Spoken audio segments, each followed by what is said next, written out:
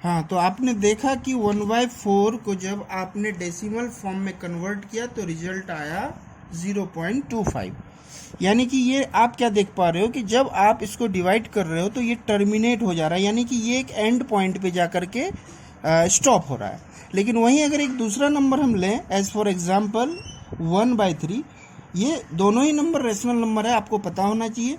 तो फिर इस केस में जब आप डिवाइड करते हो तो आप देखोगे 3 3 जा पॉइंट डालेंगे, पॉइंट डालने के बदले मैं यहाँ पे 0 पुट कर सकता हूँ, तो 3 3 जा 9, तो रिमाइंडर बच रहा है 1। तो इस तरह से आप देखोगे कि हर एक केस में आपका 3 जो है वो रिपीट होता जा रहा है, यानी कि ये कभी भी एंड पोजीशन पे पहुंचेगा ही नहीं, यानी कि कभी भी रिमाइंडर इसका 0 नहीं होगा। तो इससे क्या क्लियर हो रहा है कि ये टर्मिनेटिंग है और ये नॉन टर्मिनेटिंग है, यानी कि ये 3 3 रिपीट होता जाएगा।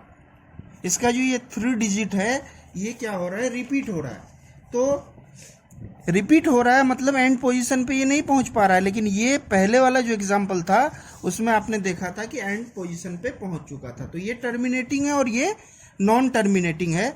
तो इस तरह से आपने देखा कि दो तरह का डेसिमल फॉर्म होता है रेशनल नंबर का, एक टर्मिनेटिंग, तो मैं यहाँ पे लिख दे रहा हूँ decimal form of rational number. तो डेसिमल फॉर्म दो तरह का आपने देखा, एक था टर्मिनेटिंग और दूसरा था नॉन टर्मिनेटिंग। दूसरा नॉन टर्मिनेटिंग। तो नॉन टर्मिनेटिंग में भी बहुत सारा ऐसा एग्जाम्पल आपको मिलेगा कि कभी कभी ऐसा होगा, नॉन टर्मिनेटिंग में दो तरह का आपको नंबर मिलेगा, एक मिलेगा आपको रैकरिंग और एक मिलेगा नॉन रैकरिंग। जैसे कि यानी कि एक तो हो गया जो टर्मिनेट हो गया और एक हुआ जो रिपीट हो रहा है। तो रिपीटिंग वाला तो आपके समझ में आ रहा है कि वो क्लियरली रेशनल नंबर है, लेकिन कभी कभी ऐसा भी केस आएगा आपके सामने जब ना तो रिपीट होगा और ना ही टर्मिनेट होगा। तो उस केस वाला जो उस सिचुएशन में जो नंबर होगा उसे आप कहेंगे इरेशनल नंबर, यानी कि neither terminating nor non terminating. ना तो वो टर्मिनेटिंग है और ना ही नॉन टर्मिनेटिंग है, इसके बीच का है। इसका मतलब है कि ना तो वो रिपीटिंग होगा, यानी कि नॉन टर्मिनेटिंग का दूसरा नाम रिपीटिंग भी है। मैं क्लियर कर दूं कि नॉन टर्मिनेटिंग का एक दूसरा भी नाम है रिपीटिंग।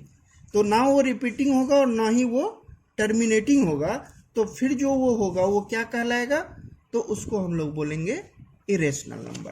तो ये जो डेसिमल फॉर्म का मैंने यूज किया बस आपको इरेशनल नंबर को समझाने के लिए किया, और मुझे लग रहा है कि आप समझ भी गए होंगे।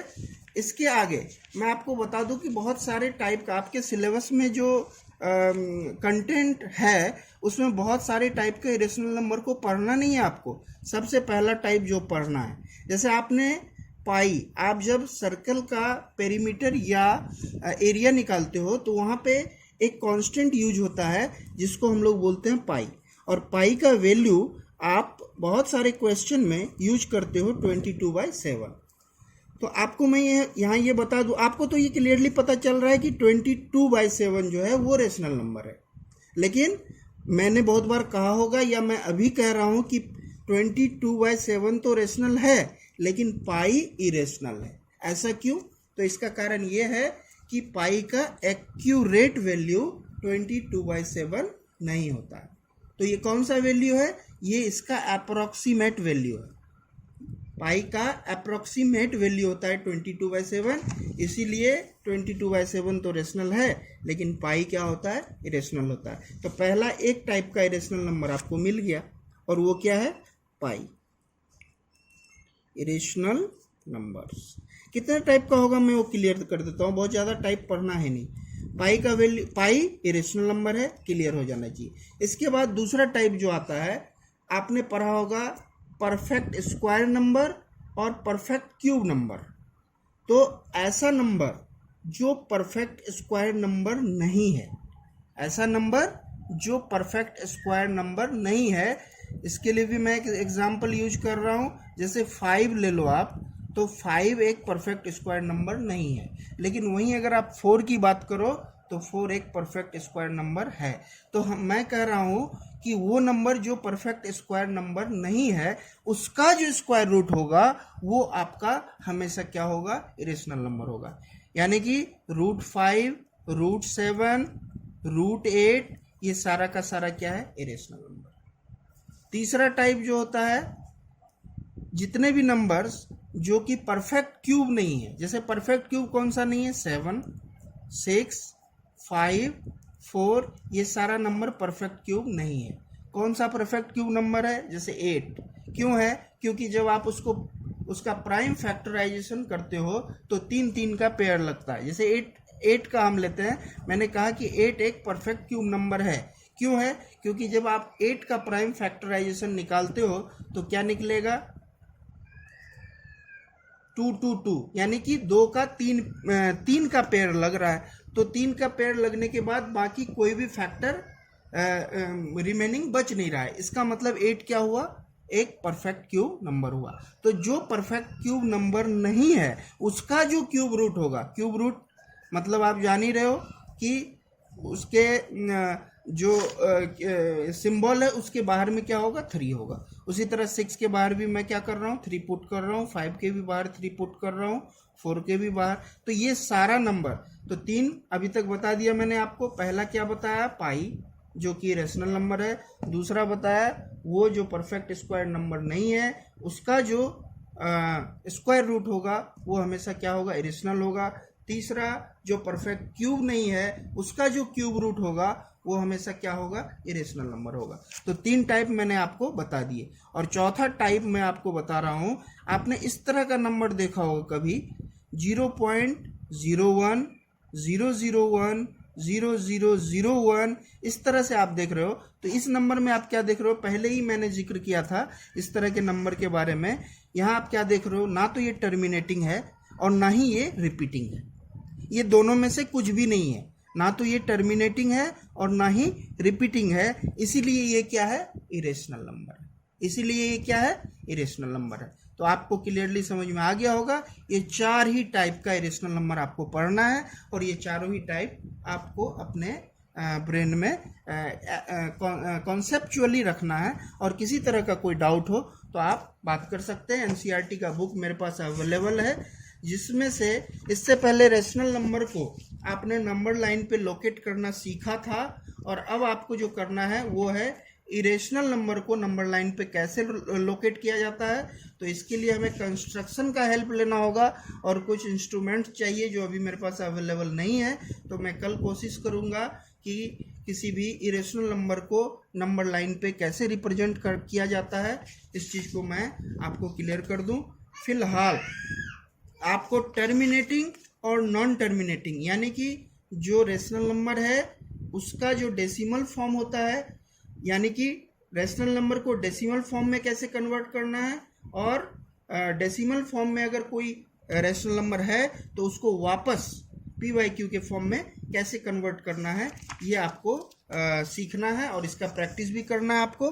तो मैं एक एग्जाम्पल लेकर के बता देता हूँ, और वही एग्जाम्पल फिर से ले रहा हूँ जो मैंने शुरुआत में लिया था। जैसे 1/3 को जब आपने डेसिमल फॉर्म में कन्वर्ट किया था तो 1/3 का रिजल्ट आया था, 1/3 का रिजल्ट था 0.333, यानी कि 3 डिजिट जो है वो रिपीट हो रहा था बार बार। तो जब कोई डिजिट रिपीट होता है तो हम उसकी जगह में क्या करते हैं, बार का यूज करते हैं। तो हम इसको शॉर्ट फॉर्म में लिख सकते हैं 0.3 के ऊपर बार। तो ये क्या है, डेसिमल फॉर्म है। तो आपके पास क्या होगा, क्वेश्चन किस तरह का होगा आपके पास कि डेसिमल फॉर्म में रेशनल नंबर आपको दिया हुआ रहेगा और आपको वापस उसको p/q के फॉर्म में कन्वर्ट करना होगा। तो इसके लिए जो मेथड्स है, जो वैसे तो 2 मेथड है, लेकिन मैं अभी आपको लेंदी वाला ही मेथड बताता हूँ, क्योंकि ये 2 नंबर से ज़्यादा में भी कभी कभी पूछता है बोर्ड में। तो मैं कोशिश करूँगा। तो किस तरह से करना है, थोड़ा सा इधर फोकस करिए आप। लेट x = 0.3 इसके ऊपर बार, तो बार का मतलब आप जान रहे हैं कि इससे क्लियर हो रहा है कि ये डिजिट क्या हो रहा है, रिपीट हो रहा है। इसका मतलब हम इसे लिख सकते हैं 0.3333 डॉट डॉट डॉट, यानी कि ये 3 क्या हो रहा है, रिपीट हो रहा है। ये हो गया आपका इक्वेशन 1। तो इक्वेशन 1 को आपको देखना है कि जो जिस डिजिट पे बार है कितने डिजिट पे है। अगर एक डिजिट पे बार है तो इक्वेशन 1 को 10 यानी कि 10 से मल्टीप्लाई करेंगे, और अगर 2 डिजिट पे बार होगा तो 100 से, 3 पे होगा तो 1000 से। इसी तरह से जितना ज़्यादा डिजिट होगा उतना ज़्यादा 10 टू दी पावर से हम उसको क्या करेंगे, मल्टीप्लाई करेंगे। तो यहाँ एक ही डिजिट के ऊपर क्या है, बार है, तो इसलिए हम इस इक्वेशन को 10 से मल्टीप्लाई करेंगे। तो इक्वेशन 1 को आप क्या कर रहे हैं, 10 से मल्टीप्लाई कर रहे हैं। आपको पता है कि जब भी हम किसी इक्वेशन को किसी भी नंबर से मल्टीप्लाई करें, डिवाइड करें, प्लस करें, माइनस करें, तो हम दोनों ही साइड में करते हैं, LHS और RHS दोनों ही तरफ। तो यहाँ भी हमें वही करना होगा। तो ये हो गया आपका 10x, और यहाँ जब 3 से मल्टीप्लाई करेंगे तो ये बहुत ही ऑब्वियस है कि पॉइंट जो है वो खिसक करके एक डिजिट के बाद जाएगा, यानी कि ये आपका हो गया 3.3333। तो इस तरह से जो इसको भी डॉट डॉट डॉट से आपको शो करना है, ये हो गया आपका इक्वेशन 2। और अब आपको क्या करना है, इक्वेशन 2 में से इक्वेशन 1 को माइनस करना है, यानी कि subtracting equation 1 from equation 2 we will get 10x minus x। It means, तो यहाँ पहले लिख दो कि इक्वेशन 2 माइनस इक्वेशन 1, तो क्या होगा 10x माइनस x यानी कि 9x, और इधर पॉइंट के बाद 3333, यहाँ भी 3333, तो ये तो कैंसिल हो गया, बचा क्या 3, यानी कि 3 से 0 माइनस होगा तो बचेगा 3। यहाँ 9 के साथ x मल्टीप्लाई के फॉर्म में है। जब इन दोनों के बीच में गैप आएगा, यानी कि 9 को जब हम x से दूर ले जाएंगे, यानी कि साइड चेंज करेंगे, तो इधर अगर मल्टीप्लाई है तो उधर जाकर के डिवाइड होगा। तो x इक्वल्स टू 3/9। अब ये क्या होगा, कट कर सकते हैं हम लोग, 3 3 9, 1/3। तो आप देख पा रहे हैं कि x का वैल्यू आ गया 1/3, और 1/3 का ही एग्जाम्पल लेकर के मैंने उसको डेसिमल फॉर्म में कन्वर्ट किया था, तो वो आया था 0.3 का ऊपर बार। तो मैंने आपको उसी एग्जाम्पल को उल्टा करके समझाया ताकि आपके दिमाग में ही अच्छी तरह से बैठ जाए। तो इसी तरीके से आप किसी भी डेसिमल फॉर्म को रेशनल नंबर में कन्वर्ट करेंगे। आपके सिलेबस में, आपके एनसीईआरटी के बुक में ऐसा बहुत सारा दिया हुआ है। एक्सरसाइज 1.3 का जो 3 नंबर है, इसमें 3 क्वेश्चंस हैं, इन तीनों का वही करना है, PYQ के फॉर्म में आपको क्या करना है, कन्वर्ट करना है।